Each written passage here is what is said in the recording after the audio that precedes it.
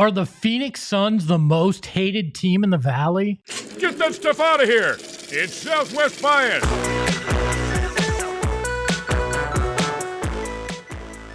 It's Southwest Bias, brought to you by our friends at Branded Bills. Elevate your brand with Branded Bills, the perfect headwear and apparel. Use promo code PHNX to get 20% off your first order. You either die a hero or you live long enough to see yourself become the villain.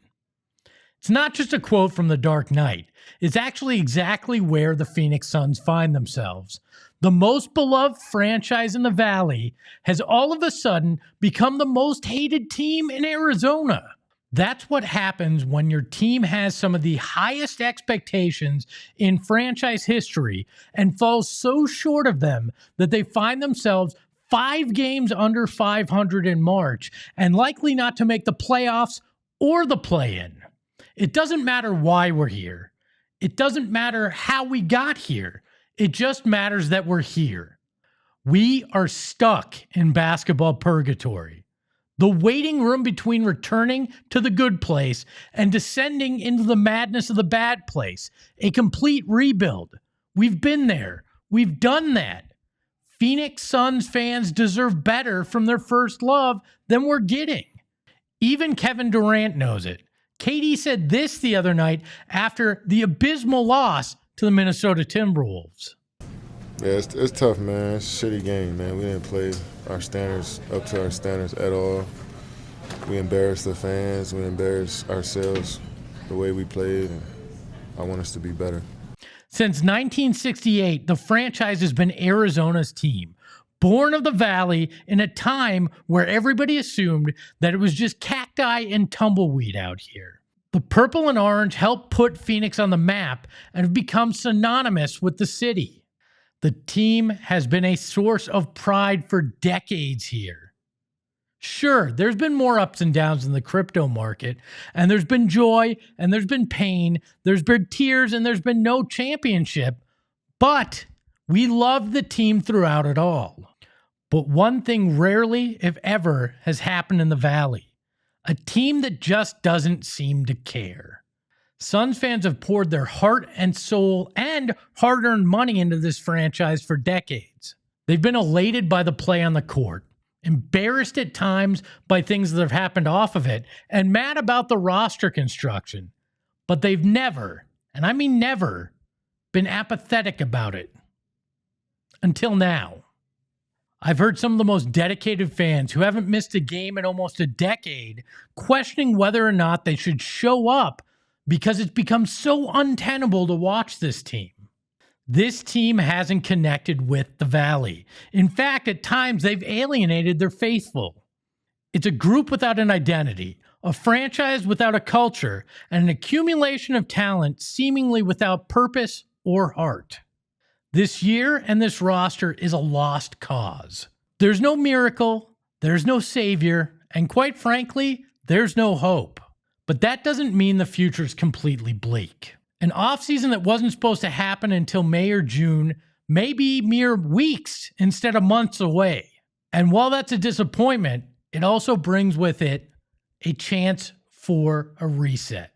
And while that's a disappointment, it also brings with it a chance for much needed change. It brings with it a chance to have a front office with a plan for a brighter future, a roster that makes more sense with toughness and leadership, a coaching philosophy that's less random and more rewarding. It brings with it a chance for a front office with a plan for a brighter present and a brighter future, a roster that makes more sense with toughness and leadership, and a coaching philosophy that's less random and more rewarding. Because yes, the Suns are the villain here in Arizona right now, but there's something we love in sports even more than winning. It's a great redemption story.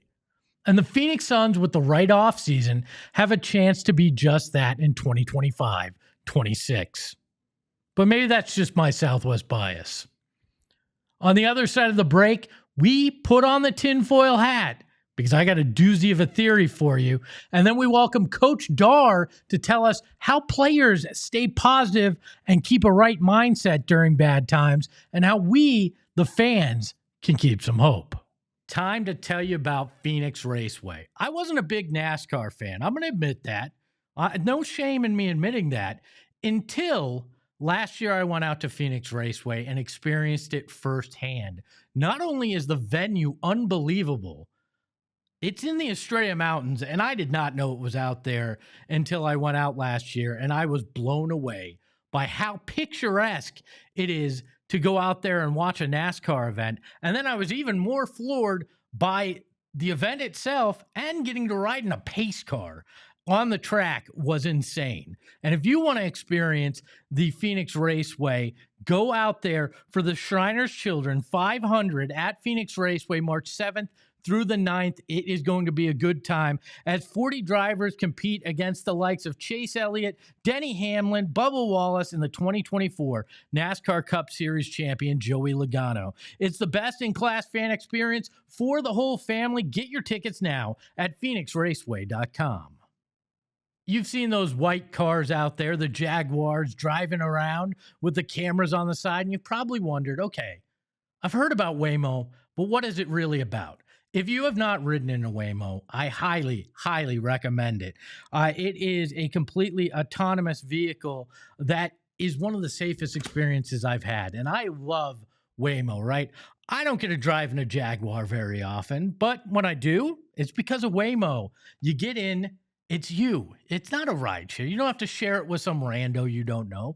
You get to get in there. You get to put on your music. You get to enjoy a ride and take care of whatever you need to. You want to read a book? You want to just sit there in silence? You can, because Waymo takes you from point A to point B, and it's safe and affordable. Over 150,000 trips per week across San Francisco, Los Angeles, and Phoenix is what they do. Waymo is the first company to serve a fully autonomous ride with no human behind the wheel, and they've been doing it since 2015. Waymo has over 40 million miles of real-world driving experience, which could take you from here to the moon if you had a freeway between here and the moon. So download the Waymo One app today and ride today. You won't regret it. Welcome into another tinfoil hat club, and today I introduce you to the Kaminsky curse. That's right, since the Suns cut Frank Kaminsky in May of 2022, all hell is broken loose.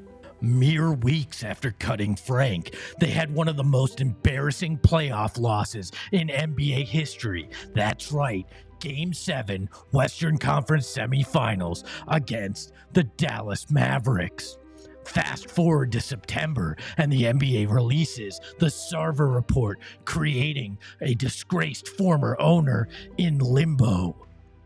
Then you had an injury-riddled start to the season. Expectations were missed, and then it was bye-bye Twins as Kevin Durant came into the fold and promptly injured his ankle.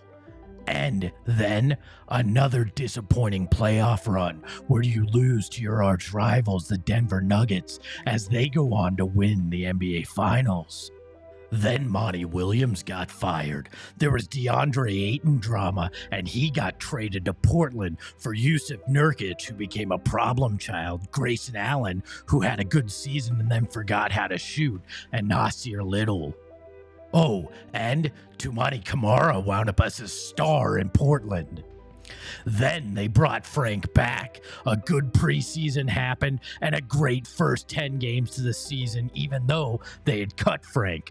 But the vibes didn't last because the Kaminsky curse reared its ugly head again. And now they find themselves under 500 and struggling to make the play-in. There's one solution and one solution only. Bring Frank back and break the curse. Bring him back now and sign him for next season. That or all of this is a coincidence, and a plethora of bad decisions have led to the Phoenix Suns and where they are right now. Guess we'll never know. Super excited to have somebody that I have enjoyed her journey in sports and becoming an author. It's Coach Dar, mental edge and leadership coach. She's worked with MLB, NFL, NBA, NHL players, and CEOs for that matter. And she's the author of the book, The Art of Bouncing Back. Coach Dar, how are you? Espo, so good to see you. It's great to have you here. We talked a little bit via text about this, but it's been a tough 12, 15 months here in Arizona sports. Obviously, some disappointing runs for the Cardinals and the Suns. We lost the Coyotes. But I want to hone in on your experience. When you're talking with an athlete, when they're going through difficult seasons, how do you help them keep their mental edge and focus when things have gone less than optimal for them? So, the first thing I often say to anyone I'm working with, and it doesn't matter what the league is that every year is not going to be a championship year. And that there are plenty of teams that have been the making of greatness. And some have taken 10 years, 30 years, 50 years. But then there's that year that hits and magic happens. And you don't know always when it's coming. So I try to keep everyone I work with ready to say, what if you are the one on this team that's the part that changes everything? And it's going to happen at some point. It's just when. And it needs everyone to be fully dialed in. And even when obviously I was the Phoenix Suns mental skills coach for a while. And when we were having a season, this was a few years ago, but before they had gone to the finals, when it wasn't going so well. And, obviously we're back and forth a little bit. But here's what I would say to players all the time. Everyone wants to win a championship, and there'll be some that will go their whole career and never win, but you will always have your story. Who were you? How did you show up? Why did you play? You're your own marketability. So whatever says on the scoreboard, you still are marketable and how you show up. And if you're ever to go to another team, they want to know, are you worth taking? Like, what do you bring to the table? So you cannot let the score or the season determine your whole career, because there's going to be some seasons that are going to be fruitful and good and fun, and some that are freaking hard, and you have to get gritty and you have to build resilience and you have to learn to bounce back from it play by play. And you have to keep a bigger perspective of the whole picture. I always remind them too, Espo, is that you're still the 1%. You're the 1% that made it, that you, since you were 3-year-old, wanted this opportunity. So don't let this take you down, where sometimes guys have said, I don't know, do I call it? And I'm like, do you still have it in you? And they're like, yeah. I said, then hell no. Do you know how hard you work to get here? Like, it's a season, and there may be a lot of years that are tough, but you're tougher than this. And this is still your dream. This is still your dream. Don't forget it. Well, we both worked with those Suns teams in the darker times. Let's call it that. We'll be nice. And like, when you get to this point in the season, like the Suns are in, and it's not going according to plan, how do you stay focused on that, though, in those moments where that doubt creeps in, when it would be easier to not put in that effort? How do you help these guys stay locked in like that? Just what I was saying, though, because doubt is going to come in. And when you go through so many losses, I literally remember specific people, and even right now, where I will say, it's got to be bigger than, like, you have to have a why. You have to know why you're playing, because it's not going to be for winning a title this year. So why did you want to play this game? Don't forget the passion. And so we dig deep. I have them remind me of what made them fall in love with the sport. And I also have them tell me the story, honestly, because I'm just getting their brain to remember, right? I have to have the brain. This is the biggest programming system, so we have to program it correctly. And when it's hard and you're losing, I know it's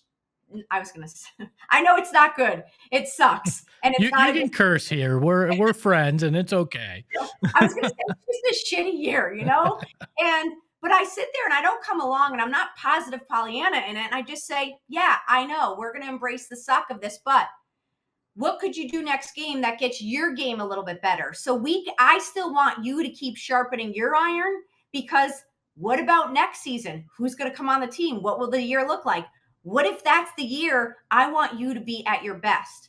And by the way, the greats are not the greats just because it comes easy and they rely on their talent. I'm blessed to work with the 1% of the 1%. And you know what they have in common? It doesn't matter what the scoreboard is. They're still calling saying, how do I stay sharp, Dar? What do I need to do? We'll even honestly read books. We'll read things on leadership. will talk about things that they can get involved in, whether it's a passion they have. So it's not just the sport either. They have other areas that fulfill them so they don't get depressed or go down in a spiral. So there's a lot of things that we do to keep them, that I do with them specifically one-on-one, to keep them engaged and remind them to have fun even on the journey.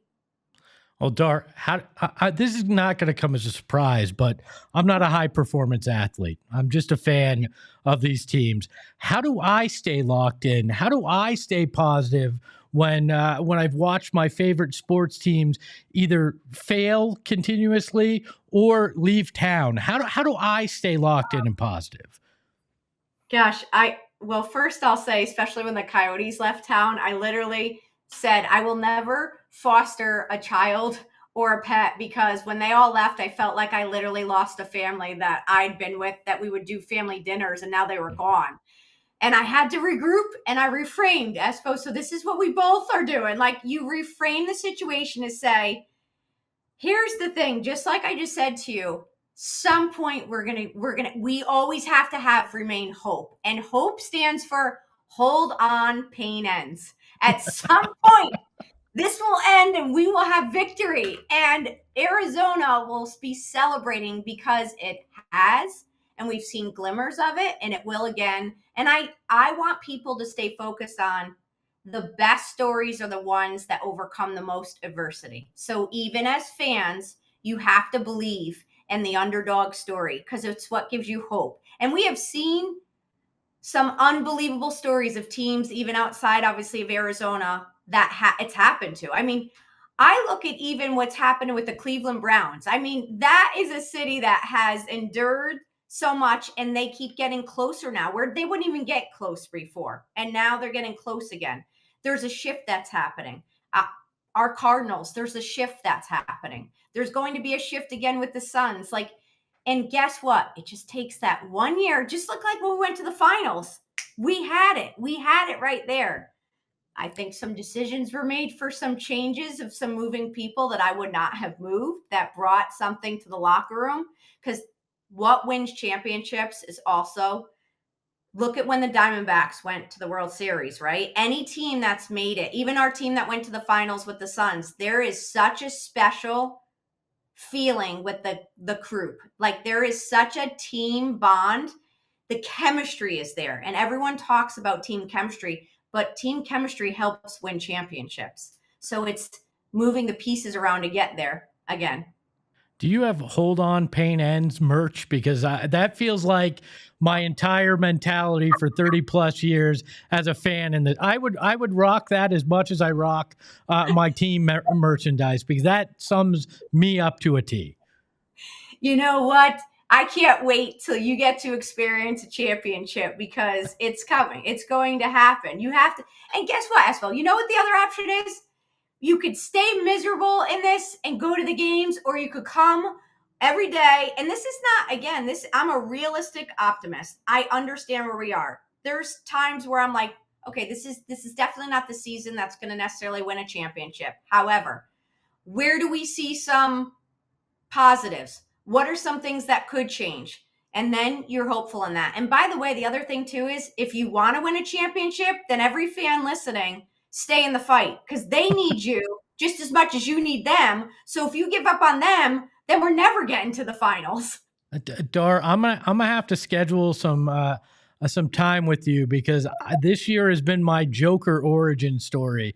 I now just cackle laughing when things happen. I think I'm fundamentally broken. I hope I can get back. There's that word again, hope. I hope I can get back to that sometime soon. You will. I'm not. I'm going to put you on the spot, and you don't have to answer if you don't want. Who's your favorite athlete you've worked with? It's not like children. You can admit we're just friends here. No. No? So many people. Oh God. You know, I'm not going to say a favorite. I'm just going to say I absolutely love the human that Devin Booker is. I love who he is as a human, as a person. I love his heart. I love his grit. I love that he continues to have big picture of everything. He he loves his family. He loves the community. Like, you can't find here in Phoenix, I think, a better guy than Devin Booker. And I love his family. They feel like family to me. So he is definitely one of the guys that I love as a person, I respect as a player. And I think many people, Kobe Bryant said greatness is not always in what you achieve, but how you inspire other people to live. Well, if that's the case, then Devin Booker is greatness. You were there that first season when he showed up as a rookie, right? Well, and I was there as well. I don't think I've ever been as impressed with an 18-year-old that walked into a situation than I was with him. The maturity for a kid that age. I mean, I joked about this on another show. I was in my late 20s at the time, and I think he was more mature than I was at that. You know, when he walked in at 18, I was always impressed with just the focus and the mentality he came in with. He came in with that, and he still has it. I mean, he's just been someone that you truly have to respect for what he's endured, what he's had to carry on his back, and how he continues. Here's a perfect example. He continues to put in the work to be great, regardless of what is happening around. He stays focused on what he's called to do, and he rises every time. And another person that did that really well here was Clayton Keller for the Coyotes. That guy is an unbelievable guy as well. And he was someone that if we would have conversations about, how do I continue to be my best? And this is someone that was literally came in at 18 as well, and continues. Again, there's patterns to greatness. You want to know why the greats are great? It's because they're always seeking to learn, to get better, to put good people around them. And they're just good people. And you know what? They don't really walk around with an ego. They are humble warriors, truly humble warriors. And I want more people to see that. And they are very confident in themselves. They understand that they prepare for the game, and then they're ready to show up. And I wish people would see that, because they're secure in who they are. Tell us about the art of bouncing back. Your book. What can an average person like myself take from it, and what should we look for in it? Okay, Espo, here's perfect, because you're going through the season, and here you are as the fan, and you're getting depressed on me. And so one of the chapters, first, we're going to embrace the suck. That's the first chapter. We have to be realistic where we are. We're having a tough season in multiple sports here, but then we're going to remember, okay, what do we have structurally? So I go from helping people. This goes, by the way, for anything in life. Something happens, you have to embrace it. Because if you don't embrace and accept it, then you're going to stay in a delusion, or you're never going to be able to deal with it.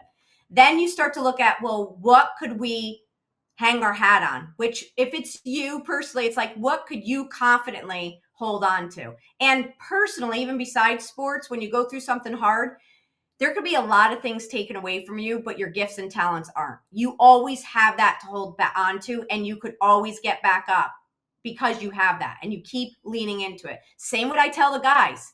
This season may not be good, but you didn't all of a sudden not become a good basketball player, right? So the dynamics didn't work, but you're still great. Remember this. So next year you come back and you keep working on your craft, and that keeps getting better. And then there's going to be times, I have in here, that we all have to watch game film. All of us have to watch game film, which I'm always encouraging people. If the pros have to watch it in real time, we have to make course corrections in our life. So if there's something that's going on that's not helping us, course correct, make the change right now. Don't wait a year to do it. Do it now. And then the other part of this is 2 more things. You have to reframe setbacks. So we might be having a bad game. We might even be having a bad season. But I promise you, it's not going to be bad forever. That's where you cannot lead a team. You cannot try to go to a championships if you don't have the mentality that we're never going to win. So if I work with anyone, I think, do you think we have the ability to go? They say, absolutely. I damn well want that player on the court, because they're going to give their all. That's the belief system you have to have. So we all need to keep believing and keep pouring into them. And then the last chapter, there's multiple, what comes to mind is then after the season, if it didn't go as well, you turn the page. Everyone has to turn the page so we could write on a new page, so we could start again. It's like golf. Once you finish one hole, you get up to the tee box. It's a new hole. It's new art to be created, and you could tee off from there. That's the same what we have to do. Each time we come back, I tell players, play the play. When you get to the bench, make the corrections you need to, watch the iPad, then get back in and start again. Every chance is a new chance for a new play. Well, every year is a new chance for a new run. Well, Reframe it. Turn. I've embraced the suck for 40 years, so I'm ready to start working on the other chapters of my life. She is Coach Dar. You can get the book, The Art of Bouncing Back. And Coach, why don't you let them know where they can find you on socials as well? The Coach Dar. So THE Coach, the Coach Dar. Follow me on Instagram or any of the outlets. I put up daily doses of Dar, so I'll help give you pep talks as we go through the season. Follow along, and you can go to CoachDar.com. I have a lot of offerings there that you could stay connected with me. I can vouch for it. I watch those every day, and they make me believe that I can be a better person. So, Coach, thanks so much for your time. You rock. Thanks, Espo. Hey, that's another edition of Southwest Bias. Big thanks to my friend, Coach Dar, for being my guest today, and we will talk to you next time. Ahoy, hoy.